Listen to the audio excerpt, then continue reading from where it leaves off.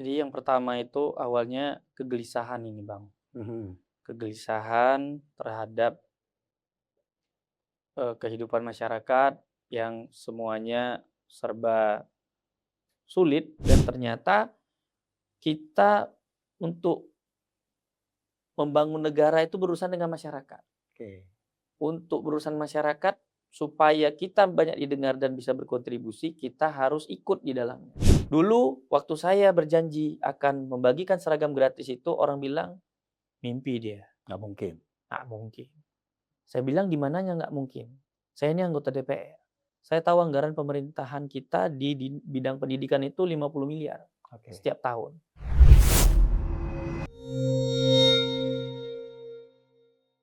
Dari dunia bisnis ekspor import yang serba cepat, kemudian beralih ke kursi birokrasi yang penuh tantangan.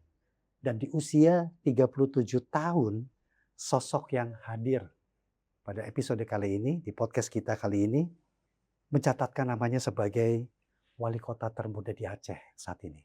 Tepatnya dilantik pada Mei 2025, wali kota Langsa periode 2025-2030. Dan memasuki periode pertamanya, beliau tidak hanya membawa kepemimpinan yang baru, tetapi juga meruntuhkan sekat antara pejabat dan generasi muda atau anak-anak muda. Selamat datang di Pro 3 Siniar, dan di episode podcast kita kali ini, kita akan ngobrol santai tetapi penuh makna, inspirasi terkait dengan sosok yang akan kami ajak berbincang, dan juga tentunya strategi yang menjadi motor dalam memberikan inspirasi kepada kalangan muda. Jeffrey Sentana, Wali Kota Langsa periode 2025-2030. Assalamualaikum, Pak Wali. Bang Waalaikumsalam. Wali lah ya, lebih tepat ya. Boleh, Iya, dua-duanya boleh. makasih Pak Wali ya udah datang ya. Terima Ternyata capek kasih. banget nih. Kapan sampai Jakarta nih Pak? Dari 2 hari yang lalu 2 hari lalu. 2 hari yang lalu. Padat banget ini agendanya. Ya alhamdulillah, Ya, tapi penugasan. makasih sudah sempat mampir, karena kami rasa ini adalah waktu yang tepat paling tidak untuk memberikan gimana sih anak-anak muda itu bisa berkancah, bersuara, yang tadi saya katakan tidak ada lagi sekat antara generasi muda dan juga mungkin di kalangan birokrat. Iya. Iya. Yang pertama ini Pak, sebenarnya apa yang hal terbesar yang ada di benak Bapak ketika itu sampai akhirnya memutuskan saya harus ikut memimpin Kota Langsa, bahkan dalam usia masih muda? Baik. Jadi yang pertama itu awalnya kegelisahan ini Bang, Mhm. kegelisahan terhadap, kehidupan masyarakat yang semuanya serba sulit. Waktu itu kita juga dari dunia usaha sulit mengurus perizinan, Ya. juga kita banyak rekan dan tetangga juga yang sulit untuk bersekolah. Jadi menggerakkan kita berpikir kenapa ya pemerintah itu misalnya kayak kita nih punya program seragam gratis untuk SD dan SMP. Seragam gratis untuk SD dan SD dan SMP. SMP setiap Oke. tahun ajaran baru. Iya, iya. Itu kita dulu kan sebelum masuk dan mencalonkan menjadi wali kota, kita itu anggota DPR. Mhm. Anggota DPR itu sering reses, Pak. Jadi banyak pembangunan-pembangunan, banyak program-program yang saya lihat ini belum langsung menyentuh masyarakat. Mhm. Makanya saya waktu itu berpikir, kenapa waktu di DPR saya tanya, "Ini kenapa nggak gratis? Kenapa ini harus berbayar?" Bahkan waktu itu seragam itu dikomersialisasi oleh sekolah. Oh ya.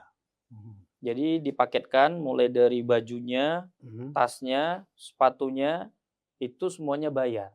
Dipaketkan jadi jumlahnya ada yang 1.800.000, ada yang 1.500.000. Jadi saya berpikir antara Permendikbud dengan prakteknya ada di lapangan ini nggak sesuai. Itu Anda lihat langsung ketika Iya, turun ke waktu itu kan kita masyarakat, anggota ketika DPR. reses ya? Iya, iya. Saya anggota DPR 2 Mhm. periode, Mhm. periode 2019 2024, Mhm. 2024 2029. Ya. Periode keduanya kan mundur. Oke. Hanya 3 minggu karena mencalonkan diri Iya, iya. menjadi wali kota. Nah, jadi waktu itu saya berpikir, apakah daerah mampu untuk menggratiskan seragam ini. Mhm. Saya lihat secara keuangan harusnya mampu. Itu berkisar antara 5 sampai 6 miliar per 1 tahun. Sementara waktu itu pada pemerintahan yang lalu itu kita ada dana doka senilai 80 miliar, Oke. tapi semua pembangunannya itu untuk pariwisata. Yang padahal pengelolaan pariwisata itu saya melihatnya kondisinya dalam rugi. Rugi. Jadi 80 miliar dikelola oleh sebagai besar. BUMD, Oke. 8 miliar per tahun itu Mhm. agak dianggarkan lebih besar, Mhm. prioritas lah. Tapi fasilitas pemerintahannya nggak dibangun. Oke. Juga masyarakat nggak merasakan langsung dampaknya. Ya, ya, ya. Nah sekarang otsus kita udah tinggal 25 miliar lah kurang lebih per Mhm. 1 tahun. Mhm. Saya menganggarkan 5 sampai 7 miliar per 1 tahun itu untuk seragam gratis SD dan SMP. Jadi Dari saya sisa melarang, 25 miliar itu. iya, Mhm. saya melarang sekolah untuk tidak menjual lagi seragam dan mengkomersialisasikan lagi seragam, tas dan lain-lain untuk dijual di sekolah. Oke. Jadi menemukan fakta di lapangan Iya, yang akhirnya menjadi sebuah kegelisahan besar iya, seorang Jeffrey Sentana. benar. Tapi kalau kalau saya baca profil Anda nih Pak Wali ya, usianya masih muda loh, 37 tahun, Iya, ya kan? Saya mungkin di usia segitu dalam posisi yang menikmati kenyamanan dong, masa-masa muda saya. Kok dengan fakta di lapangan tadi, Anda sampai tersirat untuk menukar kenyamanan itu mhm. untuk mengurus publik, Ya justru gimana? karena saya udah sering ngurus korporasi kan. Mhm. Ayah saya kan pengusaha. Ya. Jadi saya udah ikut beliau itu kan dari yang aktif ikut berusaha itu dimulai SMA kelas 1. Jadi mungkin ada kejenuhan saya mengurus korporasi kan. Iya, iya. Karena saya udah agak, ah ini korporasi ini titik jenuhnya ada juga. Mhm. Kita udah paham itu aja kan, Template ya? template. Hmm. Nah, tapi kan kita nggak bisa, kita suka bantu orang, tapi kalau di korporasi itu kan terbatas. Ya, Di korporasi paling kita bisa bantu orang berapa? 50 sampai 100 orang. ya, karena satu lingkup aja. Nah, kalau kita Mhm. masuk ke pemerintahan, kita kan bisa bantu banyak orang dengan kebijakan. Oke. Contoh nih kayak kita bagi seragam gratis ini. Itu 20.500 siswa setiap tahun mendapatkan seragam gratis. Dari dana 5 miliar tadi? Dari dana 5-6 miliar tadi. Mhm. Nah, kemarin pasca bencana dapat bantuan presiden kita 4 miliar. Ya. Kita juga kasih tas beserta buku. Oke, untuk sarana pendidikan Untuk berarti ya? sarana pendidikan kita Mhm. alokasikan. Mhm. Bantuan dari Pak Prabowo yang 4 Ya. miliar. Coba sih ya, saya mundur lagi ya. Hmm. 37 tahun jadi wali kota, berarti periode pertama anggota DPR itu 27 tahun dong ya? Enggak, dia 2019 berarti waktu itu 5 tahun 30 ya, umur 30. Umur 30 Umur tahun. 30 jadi anggota DPR. 30 tahun ya usia produktif anak muda lah, ya Iya. kan? Sementara kalau kita lihat fakta sekarang, umur-umur segitu tuh anak-anak muda apatis loh sama politik. Lah kok Anda malah masuk di dalam? Iya, karena kan kadang-kadang kan mereka melihat anak muda ini underestimate, terutama misalnya politisi-politisi yang udah senior. Ya, Ya anak muda itu bisa apa kan gitu. Ya jangan terlalu underestimate terhadap anak muda. Dulu juga kemerdekaan Republik ini diinisiasi sama anak muda. oke. Nah, jadi kita masuk anak muda ini untuk akselerasi percepatan pembangunan. Kita kan di eranya kami ini informasi ini banyak.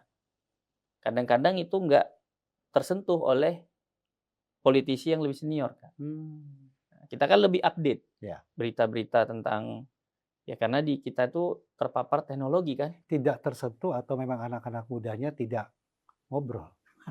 Ya kita kalau ngobrol kan namanya anak muda ngobrol seberapa sih bisa ditanggapi. Ya, ya, ya. Kalau kita nggak punya value kan. Ya. Makanya kan anak muda kalau punya wawasan dia harus punya value juga. Kalau nggak akhirnya kayak orang nyinyir aja kan. Kalau kita misalnya mau mengkontribusi untuk membangun daerah, membangun provinsi atau membangun negara, kalau kita nggak punya value dan ikut serta dalam pemerintahan, Oke. ya kan kita kayak, Berarti anak-anak muda sekarang menurut Anda lebih kepada punya value atau sekedar nyinyir doang nih? Gimana? iya makanya kalau kita misalnya mau berbicara, Nah, isinya nggak ada, kita praktek apapun nggak ada terhadap, nyinyir doang ya akhirnya ya? nyinyir doang kan Iya. akhirnya. Dia bawa, dia suarakan harus ada value di Ya situ. akhirnya kita bilang semua orang nggak benar. Kan gitu, kalau kita nggak masuk Apatis. sistem kan, Mhm. semua orang nggak benar. Maksudnya Oh, pemerintah oke. ini nggak benar, ini lambat, ini padahal dia kan nggak mau tahu juga prosesnya kayak apa. Ya, ya. Kalau kita cuma menjustifikasi aja ya, kontribusi kita untuk bangun negara ini sebenarnya tujuannya apa? Mhm, mhm. Nah, Anda berperang dengan anggapan seperti itu gimana? Di usia muda loh ini Pak Wali, Iya, masuk ke ranah politik, di situ jelas-jelas, bicaranya politisi, kemudian sementara anak-anak muda mungkin skeptis bahkan apatis tadi itu. Gimana itu perang batin yang harus Anda lawan di situ? ya sebenarnya nggak ada perang batin. Sebenarnya kan Mhm, kita hidup ini pilihan, kita memilih untuk menjadi apa. Kalau saya memang misalnya gini, saya tengok ada kebijakan pemerintahan iya, dulunya, sebelum masuk pemerintahan. Kenapa ya pemerintah tuh gini? Kenapa nggak gini? Akhirnya kan saya mempelajari itu dan ternyata kita untuk membangun negara itu berurusan dengan masyarakat. oke. Untuk berurusan masyarakat, supaya kita banyak didengar dan bisa berkontribusi, kita harus ikut di dalamnya. Kalau kita nggak ikut, ya kita komentar aja dari luar Nah, kan. ini catatan penting ini buat teman-teman muda itu ya. Jadi Mhm. artinya harus ada value yang kita miliki, kita Iya, bawa, berpikiran kritis, tetapi kita harus punya strategi ke depan apa iya, yang harus kita perbaiki dari kritis yang atau kritik yang kita sampaikan tadi. betul. Keren banget ini. Terus ini Pak, menjadi legislatif oke, itu sudah Anda rasakan 2 periode lagi ya. Kemudian memutuskan menjadi seorang wali kota, lebih skupnya lebih luas lagi nih, Iya, lebih luas lagi. Banyak kalangan yang harus Anda tangani di situ. Keluh kesah, mungkin lebih banyak mhm. keluhannya itu pasti, Iya. ya kan? Nah, ketika Anda memutuskan tadi di balik rasa kegelisahan, ada dong rasa kekhawatiran atau tantangan ketika saya nanti terpilih dan akhirnya terpilih menjadi wali kota. Share dong, Pak. Apa ini? Iya, karena kan pertamanya kan kita berpikir, kok namanya politisi mengelola kekuasaan. Mhm. Udah kekuasaan, kita mau kekuasaan itu kan lebih luas. Kalau dulu kita sebagai anggota DPR hanya mengelola satu dapil, itu cuma Ya, satu kecamatan ya. kalau di kita. Kemudian gimana sih ngelola satu kota, berarti kan ngurusin 4 dapil, 4 kecamatan ya, Bang Said ya? 5 5 kecamatan, kecamatan, dapilnya oke. 4 kalau Mhm. di pemilu. Ya. Jadi di situ kita melihat tantangannya beda lagi kan. Mhm. Kan men-challenge kita tuh. Karena kenapa? Membawa nama baik besar keluarga kita. Karena kenapa kita bergerak, bertindak, keputusan kita, kebijakan kita itu kan dicatat sama masyarakat. Mhm. Dan juga dicatat oleh sejarah dan sejarah pertama kali 25 tahun Kota Langsa ini berdiri, seragam sekolah gratis itu baru ada Di periode Anda? di periode JP Sentana. Wow, tercatat itu ya? Tercatat itu 2025 sampai 2030 nanti, saya akan terus membagikan itu gratis setiap tahun. Komitmen itu untuk berapa Iya. berapa siswa itu totalnya SD, SMP itu? Setiap tahun kan berubah, tapi Iya. 20 ribuan kurang lebih itu selalu angkanya main di situ. Mhm. 20.100, 20.500. Mungkin tahun ini lebih banyak lagi, Artinya itu 21.000. sudah kebijakan ini sudah berjalan di tahun ajaran baru Udah kemarin ya? udah dari 2025. Evaluasinya nggak ada yang nakal lagi tuh ya? Nggak ada. Kita Betul-betul udah ya? larang memang sekolah-sekolah Mhm, untuk tidak berdagang lagi. Jadi juga kita buat keputusan, kita hanya membagikan seragam nasional. mhm, Seragam nasional itu seragam merah putih untuk SD, biru putih untuk SMP. mhm. Nah, yang merah putih ini dengan biru putih kita cuma bagikan satu. Tujuannya agar ekonomi daerah itu ada perputarannya. Mmm. Kita juga melarang seragam lain untuk digunakan karena saya sesuai Permendikbud itu yang wajib cuma seragam Putih merah, nasional. putih biru. Nah, Oke. kita nggak lagi memperlakukan batik maupun pramuka. Mhm. Bukan nggak cinta, tapi biar ada transaksi di masyarakat. Ya. Kalau dulu dikooptasi oleh sekolah. Jadi kita bentuk misalnya kan nih satu yang gratis. Kan nggak mungkin Senin sampai Sabtu Mhm. seragamnya ini aja. Pasti kan masyarakat beli. Ya. Nah, beli itulah ada perputaran ekonomi. Nggak sempat ada resisten dari sekolah-sekolah? Ada, pasti ada. Gimana tuh? Cuman ya saya pasti kan harus Menjelaskan ke mereka dengan niat saya yang jelasin, mulia saya tadi gimana itu? tujuannya adalah masyarakat itu gampang untuk bersekolah. Wah, Tujuannya itu. Kalau ada yang keberatan sekolah, saya bilang kepala sekolahnya silakan mundurkan diri aja. Udah ada? Ya, belum ada yang mundurkan diri, paling kalau rotasi paling Ya ke ya depan, ya. kalau yang mundurkan diri belum ada. Iyalah. Insya Allah semuanya alhamdulillah menerima dan ikut serta. Karena Dan memang sekarang berjalan tujuannya dengan baik dengan pengawasan yang cukup ketat juga ya? sudah. Oke. Ke depan ini kan artinya ini sudah menjadi satu kebijakan wali kota, seragam gratis selama masa menjabat wali kota nanti. Iya, Mudah-mudahan diteruskan dengan siapapun nanti yang memimpin. iya. Selain itu di sektor pendidikan atau kesehatan apa nih yang kira-kira menjadi inovasi yang juga akhirnya betul-betul sebuah gebrakan meringankan beban masyarakat yang ada di Kota Langsa ini, Pak? Kalau kesehatan kita karena rumah sakit kita itu rumah sakit umum merupakan rumah sakit Mhm. yang rujukan dari Aceh Timur dan Aceh Tamiang. Oh, ya. Jadi sering antri obat kan. Untuk ngantri obat itu lama, panjang. Kadang-kadang udah berapa lama gitu, obatnya malah kadang-kadang suruh nunggu. Masyarakat kan kasihan kalau udah dari jauh Ya ya ya. datang. Maka sekarang lagi menginisiasi antar obat itu Antar obat ke rumah? ke rumah yang masih wilayah Langsa ya. Ya. Masih wilayah Kota Langsa, itu nanti diantar oleh pihak rumah sakit ke rumahnya masing-masing. Jadi dia Hmm. habis udah dapat obat, catat, nanti diantar. Kemudian pergantian armada ambulans. Ambulans kami ini tua-tua kali. Mhm. Bahkan ada yang umurnya lebih tua daripada saya. Oke. Jadi di masa saya ini udah 5 unit ambulan yang ganti dengan tipe high ace. Oh, baru dong Toyota itu. yang iya, Iya. Mhm. kita mau jadi nggak sempit kan. Mhm. Jadi kalaupun ada yang dibawa pakai ambulan itu nyaman. Artinya ada akses atau masyarakat diberikan akses kemudahan untuk layanan fasilitas kesehatan tadi ya. Iya, Melihat karena antrian panjang, akhirnya Anda akhirnya membuat satu kebijakan udah antar ke rumah aja. iya, Ya. Jadi ini seolah-olah kayak seperti menjawab keraguan anak-anak muda. iya. Yang sekarang ini kita nggak bisa pungkiri banyak sekali kalau kita lihat di media sosial sekali lagi, Mhm. pemimpin muda itu minim pengalaman. Bahkan itu sudah menjadi sebuah stigma loh, Pak Iya, Jeffrey. Tapi ada cerita di sesi sampai di sini aja, ya akhirnya membawa kita melihat siapa bilang kalau memang dia niatnya memang untuk mengurusi masyarakat, tantangan pun dijawabnya bukan lagi sebuah tantangan tetapi sebuah pekerjaan besar di situ. Kalau Anda menjawab dianggapnya, pemimpin muda itu stigmanya itu nggak punya pengalaman untuk ngatur-ngatur atau untuk ngurusin masyarakat. iya. Mhm, Karena memang labeling kita kan pemimpin itu harus tua, iya ya kan? Sekarang saya mau tanya, kalau memang pemimpin pengalaman itu lebih efektif dalam pemerintahan, iya waktu ditaklukkannya Konstantinopel, iya. itu Al-Fatih itu kan umurnya 21. Dan itu sudah beratus-ratus tahun sebelumnya perjuangan itu dilakukan. Sebelum Iya menaklukkan Konstantinopel, pengalamannya apa? iya. Nggak ada kan? Nah, makanya tapi dia ini kan dididik untuk menjadi panglima perang. Mhm. Berarti kan orang yang didik dengan benar, orang yang belajar dengan benar, itu bisa mengalahkan orang yang berpengalaman. Oke. Al-Fatih itu udah waktu itu orang bilang mustahil Iya dong. bisa menaklukkan Konstantinopel. Generasi sebelum-sebelumnya nggak ada yang Iya, berhasil umurnya seperti itu. 21 kalau nggak salah saya Iya. tuh waktu itu.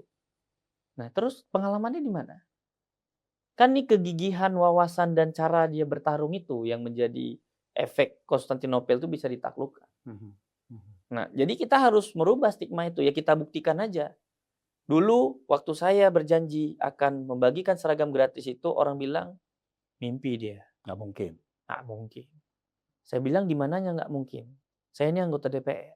Saya tahu anggaran pemerintahan kita di bidang pendidikan itu 50 miliar Oke. setiap tahun. Kalau saya alokasikan 6 miliar atau 5 miliar itu hanya 10%-nya. Ya. Di mananya nggak mungkin. Nggak mau. Beda dengan nggak mungkin. Buktinya dananya ada. Mhm. Ini sekarang udah mau masuk tahun kedua. Oh, udah tahun kedua nanti Tahun ya? kedua. Iya. Ini bulan Juli kita selalu baginya kan menjelang anak masuk sekolah. Dan itu langsung dibagi ke per sekolah ya? Bagi ke murid-muridnya. Mhm, Ke mhm, sekolah langsung. mhm. Dari dinas ke sekolah-sekolah. Oke. Apanya yang nggak bisa? Cuma nih kita kan memang menghadapi tantangan 6 bulan saya dilantik, bencana. Ya, kemarin. Nah, bencana ini kan nguji kepemimpinan nih. Mhm. Mana yang Bisa menjadi nggak nih anak prioritas muda? nih? Iya. Ya boleh lihat trackingnya, kita ini yang paling cepat pulih. Dan itu bukan kata Jepri Sentana. Waktu itu TV One turun langsung, juga memberitakan secara langsung. Pak Mendagri juga turun langsung, karena RRI beliau sebut kan dong, mengunjungi RRI semua. reporternya 3 di Iya. sana itu. Pak. Bahkan kan RRI katanya Iya. juga waktu itu tinggalnya di Langsa. Betul. Waktu meliput Aceh Tamiang Iya. dan Aceh Timur. Iya, Aceh Tamiang, Aceh Timur itu. Buktinya apa? Ya itu. Kepemimpinan muda itu lebih cepat, lebih responsif. Saya nggak bilang yang nggak muda nggak responsif. Tapi saya cuma ingin membuktikan diri bahwasannya anak muda itu pasti bisa. Kalau dia mau. Apa yang terpikir pertama kali oleh Anda seorang wali kota ketika datang bencana atau ujian seorang kepemimpinan itu? Ya, yang pertama saya berpikir juga ini kok Kota Langsa nggak pernah banjir gini, tiba-tiba banjirnya besar gini. Jadi Kota Langsa ini kota yang hampir nggak pernah kena bencana. Bahkan masa konflik hari itu pun Langsa ini kota yang aman. Jadi kalau cerita konflik Aceh itu, kalau di Kota Langsa cerita serem itu bisa kita hitung pakai jari. Yang lainnya asik-asik yang lain kan banyak cerita aparat yang korban, yang juga sipil korban. Tapi kalau Langsa itu dikit ceritanya. Termasuk yang aman. Jadi begitu kena bencana, ya kita kan nggak ada pelatihannya nih. Iya, Cuma saya berpikir mana yang prioritas saja kan. Ini kan nggak ada pengalaman bencana ini. Saya pikir mana yang prioritas. Yang prioritas itu yang pertama makan. Pangan. Kita harus memikirkan pangan gimana. Kebutuhan dasar hidup. Kebutuhan dasar. Makanya waktu itu saya beresin pertama kali itu pembagian beras itu 20 kilo dari Bappenas untuk semua KK yang terdampak maupun yang tidak terdampak. Semua, artinya semua masyarakat. Semuanya. Iya. Baik yang TNI Polri, ASN maupun masyarakat biasa, semuanya dapat. Asal dia mau datang ke kantor desa bawa KK, KK-nya valid, itu kita berikan bantuan. Juga saya kasih bantu stimulan itu uang 200.000. Karena waktu itu uang beredar nggak ada. Per KK. Semua juga dapat. Jadi masa darurat itu saya mengalihkan BTT itu hampir 16 miliar. Sorry, BTT itu berarti? Bantuan, dana tanggap darurat. Tanggap darurat. Oh, dialihkan ke situ. Dialihkan ke situ. Jadi BTT itu 16 miliarnya totalnya, 11 miliarnya itu untuk yang dibagi ke masyarakat. Langsung itu kemarin. Langsung. Dampaknya? Ya dampaknya kan jadi pemulihan ekonomi. Harga-harga menjadi stabil. Karena kenapa? Berasnya dibagi gratis. Kita waktu itu himbau H+1 sampai H+3 pasca bencana, kita menghimbau pedagang agar tidak menaikkan harga barang. Tapi kan nggak efektif. Petugas staf di lapangan juga udah turun, nggak efektif. Begitu kita bagi beras 20 kilo per satu KK dan uang 200.000. Saya bilang tuh sama staf, sampaikan sama pedagang, itu saya bagi beras gratis 20 kilo. Ini rencana cabai sama bawang saya mau bagi juga kalau mereka masih jual di atas harga normal.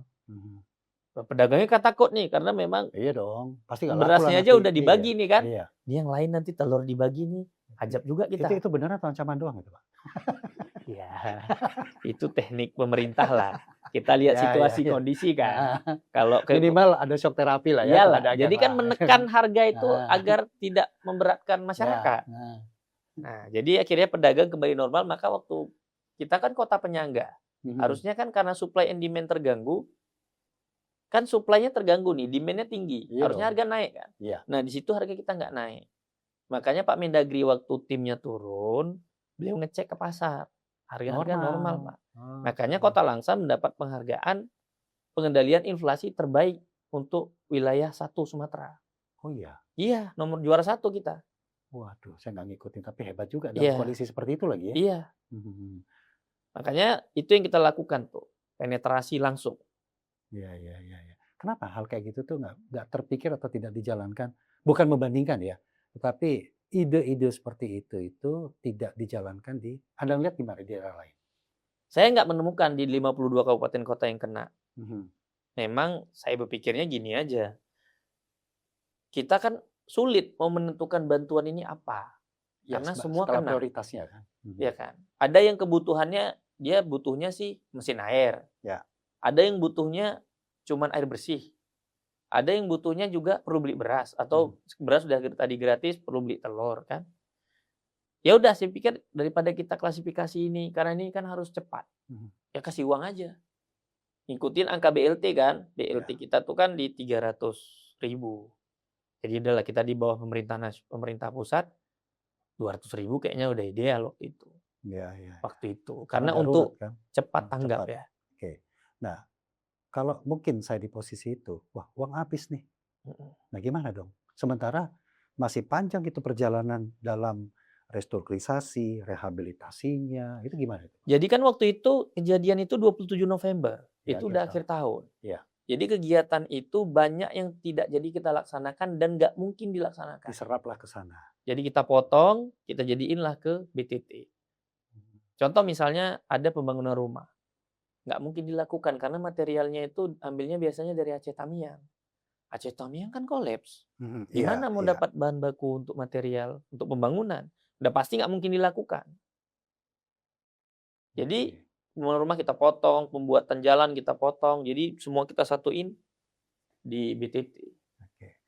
Artinya di satu periode ini Anda sudah mewujudkan memberikan seragam gratis kepada SMP SMA se-Kota Langsa, kemudian kecepatan Anda mengambil keputusan dalam memperbaiki ekonomi dan juga tataran yang terdampak bencana kemarin. Iya. Di periode pertama, apa target utama Anda di periode pertama ini yang nggak boleh gagal? Yang pasti kelengkapan pemerintah ya, karena memang alat di pemerintahan kita kan seperti komputer, mobiler, itu Mhm, kan semua rusak. mhm. Mobil-mobil juga Oh, kena bencana semuanya kemarin ya? nggak Mhm. berfungsi. Itu yang pasti pertama dulu, karena peralatan untuk bekerja kan. Ya. Kemudian infrastruktur, percepatan kita nih pasca banjir kan banyak jalan-jalan yang terkelupas Ya. karena tergenang air tadi. Nah, ini kita upayakan biar cepat, jadi masyarakat bisa menikmati infrastruktur yang bagus. Saya rasa kalau tahapan periode 1 ini fokusnya di pembangunan pasca bencana, itu Oke. udah pasti. Dan saya sendiri kan hanya menitikkan 22 program pada kampanye yang lalu, Mhm. dan itu sudah terrealisasi 70-an% Oh ya, di tahun pertama ini. Ya termasuk seragam gratis tadi 22 program unggulan, oke. kenaikan gaji aparat Gampung, terus fardu kifayah dan mukim dan imam, Mhm. itu juga udah melalui peraturan wali Artinya kota. 70% dari 22 Iya, ke komitmen Anda itu sudah iya. terrealisasi. Yang belum apa aja nih Pak? Yang masih akan ada Ya ada akselerasi yang udah lagi? terrealisasi tapi belum optimal juga. Oke. Paling optimalisasi 22 program, Mhm, kemudian yang belum itu terkait rehab rumah. Yang kita targetkan 10.000 dan ya. kemarin kita ada komunikasi juga dengan Kemen PUPR. Mhm, Mereka kan ada program namanya BSPS. mhm, mhm. Di BSPS itu kita lagi lengkapi data, nanti kita mohonkan ke Kemen PUPR dan insya Allah mereka siap bantu. Ah, ya. Ini kan Anda kan memiliki latar belakang seorang pengusaha nih Pak Jeffrey ya, ekspor import lagi. Iya, Artinya udah berkecimpung dalam dunia perdagangan internasional. mhm, Tentu melihat potensi ekonomi di Kota Langsa ini juga satu pasti menjadi skup Anda iya. dalam kedepannya. Setelah bencana nanti selesai targetnya semua, apa yang Anda lihat potensi Kota Langsa yang akan meningkatkan sisi ekonomi mereka? Kota Langsa karena perkotaan pasti kita mengandalkan masyarakat Mhm, untuk pendapatannya. ya, Karena kita nggak punya tambang, kita nggak punya sumber mineral yang bisa kita jual, jadi kita mengandalkan pendapatan daripada kegiatan masyarakat. ya. Contoh misalnya masyarakat itu kan melakukan kegiatan di pasar. Nah, pasar itu harusnya kita punya BUMD. Jadi barang-barang yang pokok itu harus dikuasai oleh daerah yang mengakibatkan inflasi itu tinggi. Ya. Misalnya beras dan lain-lain. Itu harus kita yang punya barang itu. Kita yang tebus DU-nya pemerintah. Nah, di situ Mmm, kan kita mungkin nanti dapat profit mhm, dari mhm. pengelolaan itu. Ya, ya, Nah, ya. kita atur tuh. Jadi yang masuk ke pasar itu adalah yang diatur oleh pemerintah. Mmm, Karena selama ini kan itu dilepas gitu aja. Jadi waktu kemarin banjir, waktu pedagang mau ambil momentum, nah kita nggak bisa ngapa-ngapain kan. iya, Orang pemerintah nggak punya tempat, iya, iya. untuk nggak punya wahana yang bisa dia itu untuk menurunkan harga barang, Jadi Anda selain melihat daripada sosialisasi. jeli ya kalau pengusaha ngeliat kayak gitu tuh jeli banget. Iya, jadi ya memang orang bilang kan apa yang namanya, penguasaan sendiri kan monopoli. Iya iya Tapi ini kan monopoli bukan untuk pribadi, monopolinya untuk daerah iya. dan hanya yang sifatnya bahan pokok. Sifatnya bahan pokok. Bahan pokok. Oke. Kalau Anda tadi katakan Pak Wali ya, kota Langsa itu potensinya ada di masyarakat itu sendiri. Iya, Artinya pemberdayaan masyarakat. mhm, Pemberdayaan masyarakat berarti kita bicara bagian entrepreneurship-nya. iya, Nah, itu bagaimana Anda menggali atau mengoptimalkan jiwa-jiwa entrepreneurship terutama buat anak-anak muda ini iya. supaya tidak terpaku, aduh udahlah jadi ini ajalah, jadi ini ajalah, tapi betul-betul mereka berdaya di situ. Jadi entrepreneurship ini nggak untuk semua orang. Nggak bisa ya. Orang kadang-kadang kan buatnya hitam putih. Ya. Kalau nggak mau jadi pegawai atau nggak bisa jadi pegawai harus jadi pengusaha. Mhm. Padahal pengusaha ini leveling yang paling tinggi kan. Kan sulit ini. Namanya mengusahakan sesuatu. Nggak semua orang sanggup dengan itu. Oh, kita ke pegawai, pegawai juga ada dibatasi. Ya. Padahal nggak banyak opsi-opsi lain. Ada namanya upskill, skill itu tadi. Hmm. Kita jual skill yang kira-kira skill ini bisa kalau dia gunakan itu punya penghasilan yang tinggi. Ya. Kita udah buat kemarin di tahun pertama, itu pelatihan nilainya hampir 1 miliar. Hampir 1 miliar. 1 miliar. Itu ada pelatihan barista, Ya. ada pelatihan operator alat berat, ada juga pelatihan untuk bahasa, ini udah semua. Jadi ada beberapa yang karena kemarin banjir kita nggak sempat monitoring lagi, itu ada yang udah bekerja. Yang dari operator alat berat ini ada beberapa persen itu udah dipakai di luar karena dia ada sertifikasi untuk KPN PUPR itu ada sertifikasinya. Ya. Ya. Jadi berdasarkan itu dia ada dapat pekerjaan. Ya memang belum optimal, belum semua. Mhm. Nanti kita akan coba menjembatani antara pemerintah dengan korporasi yang membutuhkan skill. Jadi kita komunikasi nanti. Pasar kerjanya kita siapkan Iya. gitu ya. Gitu ya. Kalau ini kan pasar kerjanya belum. Belum Kita ada. cuma pelatihan aja. Apa Tapi Apa mau yang kemana kalian bebas. butuhkan, kita siapkan. Gitu. Iya, Jadi melihat dulu, oh pasar kerja ini kita lahirkan itu iya, agar terserap dengan cepat itu. betul. Jadi udah ada hulu hilirnya kan. Iya, iya. Kalau ini kan kita baru urus hulunya, Mhm. hilirnya kan belum. Iya. Makanya ini yang nanti ke depan kerjasama pemerintah dengan korporasi maupun dalam negeri maupun luar negeri. Kalau saya jadi korporasi tentu saya punya standar dong, Iya. SDM-nya. Itu terjawab juga di situ. Nah itu nanti kita minta perlunya yang gimana Nah, korporasinya. selama ini kan kebanyakannya kendalanya di situ. Iya. Ya, itu. Jadi nanti kita mau jadiin Langsa sebagai jawaban kota yang penuh dengan SDM. SDM artinya siap ya. Siap, Siap digunakan, siap. siap mengisi pasar kerja yang ada. Iya. Nah, sekarang gini Pak, seorang wali kota dulu politisi, tapi latar belakangnya pengusaha Iya. perdagangan internasional, ini kan. Melihat dari apa yang sudah Anda lakukan, tentu itu adalah bagian dari idealisme Anda, Mhm. keinginan Anda, niat Anda untuk betul-betul ini loh yang saya terbaik saya kasihkan ke masyarakat. Mhm. Tapi dunia politik kan nggak seperti itu, Pak. Iya. Gimana nih menyeimbangkan antara idealisme Anda, tapi ada kompromi politik di situ. Iya. Langsung beda nih Pak Mah. Yang penting kan komunikasi, Pak. Yang penting komunikasi. Oke. Karena kalau komunikasi yang baik, pasti semuanya kan diawali dengan niat baik. Ya. Akhirnya juga pasti baik. Selama ini? Ya memang pertama resistensi terhadap politik di Langsa itu kan agak tinggi. Jadi kemarin waktu pilkada kan calonnya itu ada 5, termasuk banyak. Oh ya. 5. Kemudian setelah menang juga digugat di MK. Itu pasti. Nah, Ya. setelah di MK juga, saya kan yang paling terakhir dilantik di Aceh, Pak. Paling terakhir. hanya karena masalah. Ya karena hubungan politik tadi yang agak-agak resisten. Ya.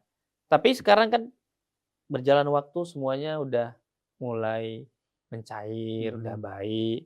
Dan komunikasi dengan DPR selama panjang ini bagus-bagus aja. Nggak masalah ya. Nggak ada masalah. Nah, itu kan artinya punya skill komunikasi, skill kepemimpinan untuk bisa menjawab itu. Karena bukan nggak mungkin loh seorang pemimpin, apalagi anak muda, beban psikologisnya kalau udah ketemu dengan kompromi politik itu kan sulit. Iya. Iya kan? Makanya kan kita harus menyesuaikan, Pak. Iya. Ya kan, kita harus menyesuaikan dengan keadaan. Mhm. Ini keadaannya gimana nih? Wah, kita baca situasinya nih agak-agak keras nih. Wah, kita harus gini. Mhm. Kita harus yang agak tenang Tapi gitu. karakternya beda nggak sih kalau sama daerah lain kalau di Langsa? Hal-hal seperti itu atau sama aja? Pak. Sama aja ya? Sama aja. Politisi ini kan semuanya sama. Oke, tapi ada satu Pak yang menjadi ciri khas Aceh. Aceh itu tidak bisa lepas dari adat, Mhm. tokoh masyarakat. Yang mungkin ada idealisme yang Anda lakukan itu, Anda putuskan mungkin menjadi pertimbangan dari kalangan tersebut.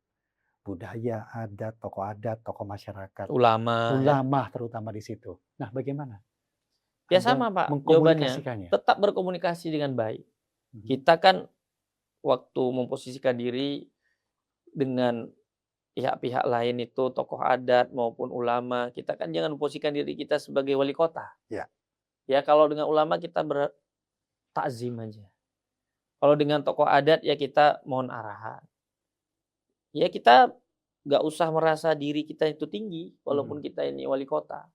Jadi kita kalau saya nganggapnya saya masih jadi orang yang mengusahakan sesuatu gitu.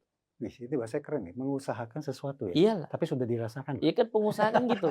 Iya iya iya. Pengusaha kan gitu, Pak, mengusahakan Betul sesuatu kan. betul, iya. Ya udah kita mengusahakan supaya ini semuanya berjalan dengan baik kan. Nah, Pasti ada win-win solution-nya. oke. Nggak ada masalah yang nggak bisa kita selesaikan dengan komunikasi. Cuman kadang-kadang kita ingin, kalau resisten itu kan kadang-kadang kita kepingin menyelesaikan masalah itu dengan caranya kita. Egonya keluar di situ. Iya kan? Hmm, Kita nggak mau pedulikan cara orang lain. ya ya ya. Ya kita harus bisa ambil jalan tengah lah antara cara kita dan caranya orang lain. Oke. Jadi semuanya nggak bisa kita bilang semuanya senang, tapi ya paling tidak dia nggak buat resisten yang 10 orang berarti. di Indonesia kayak Jeffrey Santana maju di Indonesia. Amin. Iya. Mudah-mudahanlah sukses. Tapi terakhir sebagai penutup, Siap. semangat Anda kan luar biasa ya. Nanti setelah Anda tidak menjadi pemimpin lagi, wali kota di Kota Langsa, apa sih Anda pengen dikenal sebagai apa oleh masyarakat? Kalau saya ingin masyarakat itu dikenal sebagai orang baik aja, Pak. Sudah baik kan, ngasih seragam. Iya, Iya, kan diingat ngasih sebagai orang uang baik aja juga. lebih bagus. Mhm. Karena orang baik itu kan nggak pernah hilang oleh waktu, baik di dunia maupun di akhirat. Amin. Ya kan, Pak? Tapi komitmen Anda tetap tetap Anda pegang gitu ya, Iya, Pak. sebagai bahan idealis Anda untuk memajukan masyarakat Kota Langsa sendiri itu ya? Harus, Pak. Harus itu, oke. Bermanfaat bagi orang lain Ya. dan jadilah orang baik. Satu kalimat lagi dong buat pemirsa kita, Pak Wali. Para pemirsa, kita hidup di dunia ini itu ditugaskan oleh Allah Subhanahu wa taala, ditugaskan oleh Tuhan itu untuk beribadah. Maka itu kita beribadah dengan sebanyak-banyaknya, berbuat dengan yang sebaik-baiknya, agar kita bisa sukses di dunia maupun di akhirat. Amin. Mudah-mudahan saya udah semuanya itu. Saya sendiri yang nilai. Oke. Pak Jeffrey Santana, Wali Kota Baik, Langsa, terima kasih banyak sudah makasih. menyempatkan hadir di studio kami di Siap. Pro 3 Siniar. Mudah-mudahan ini menyebarkan inspirasi baik buat teman-teman muda yang lainnya. Jadi tetaplah maju membawa nilai yang berguna bagi kita semuanya. Dan sampai di sini Pro 3 Siniar. Saya Rudi Zaid. Sampai jumpa.